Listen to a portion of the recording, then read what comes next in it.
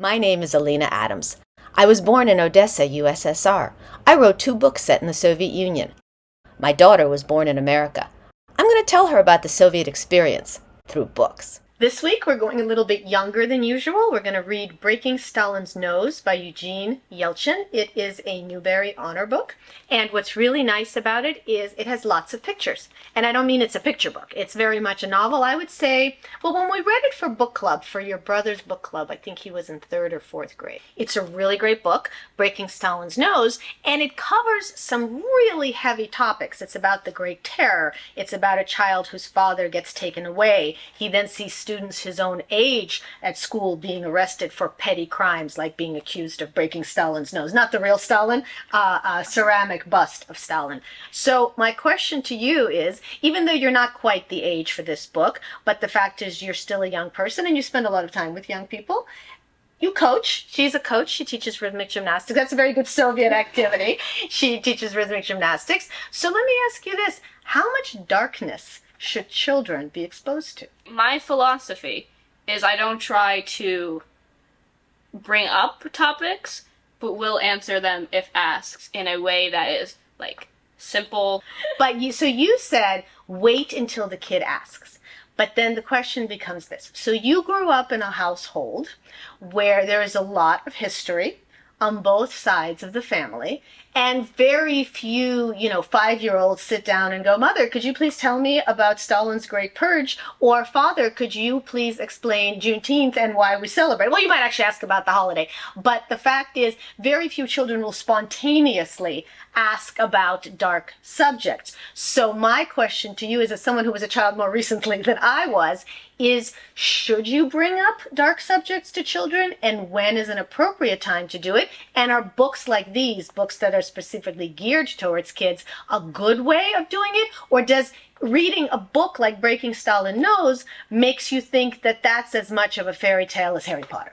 That is a good point. Well, I was gonna say that this is like a hard question for me to answer, because as the 3rd child, people were just like talking around me, so I kind of just learned things through osmosis and like consumed the world that way. So I don't really know when I consciously learned about things. I just knew them because they were known in the house. And as someone who went to a JSJ school where we read a lot of little, like, the Jonah and the fish and all that fun stuff, that I think it's a good way that even if the kid thinks it's fictional, they at least know they know the who, what, when, where, why. So when they get older, they can be like, oh, this is a real thing.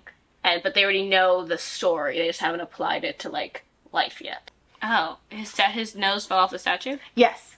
Basically, the story is there is a bust of Stalin at the school, and his nose gets broken. And this was something that was actually major in the Soviet Union. Even if a child did something, it was considered a political crime. So in this case, yes, if some kids were just horsing around and accidentally, or even on purpose, broke the nose of a statue, it was a political act because it was Stalin. And Stalin was, cult of personality to the nth degree. So defacing a picture of Stalin, burning a newspaper with a photo of Stalin, and yes, chipping the nose of a bust of Stalin standing in a school, that's not even a thing to the kid where you're going to have to pay for it or you're going to have to stay in detention. No, that was a serious political crime. So when they asked the other students who did this, it wasn't just tattle on this kid so, he can get sent home for the day. It was tattle on this kid, so maybe we'll send his whole family to Siberia.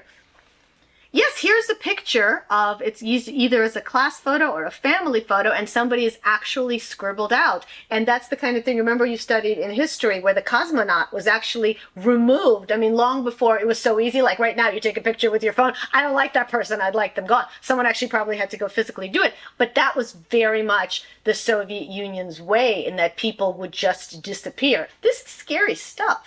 It's no different than any dystopian book that we read as children. Is practically the plot of The Giver.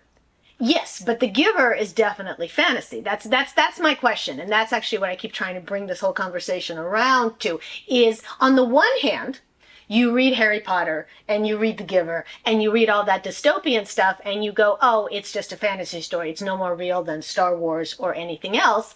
On the other hand, you're reading this, and you're going, this is real. Is it better? Here's the question. Is it better for a child to think that it's all just a story? Or is it better for a child to know that these things are true and that it could happen to them? Even if you say this happened to like their parents, it doesn't feel real until it really happens to you, or until you see it like with your own eyeballs in front of you.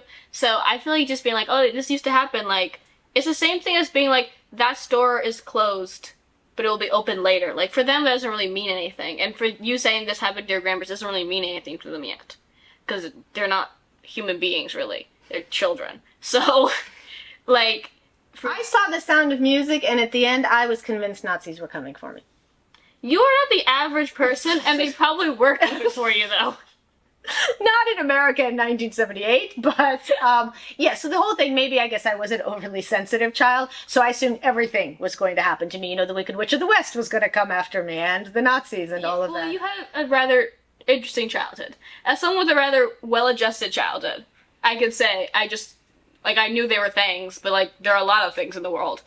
Doesn't mean it really affects me. So basically what you're saying is I didn't overly traumatize you by reading books about, you know, dark subjects like I didn't read breaking this book. Stalin's nose. So I can't say. You actually don't remember. I read it to you so long ago that you don't remember. That's what they all say. Because we just covered children don't remember anything.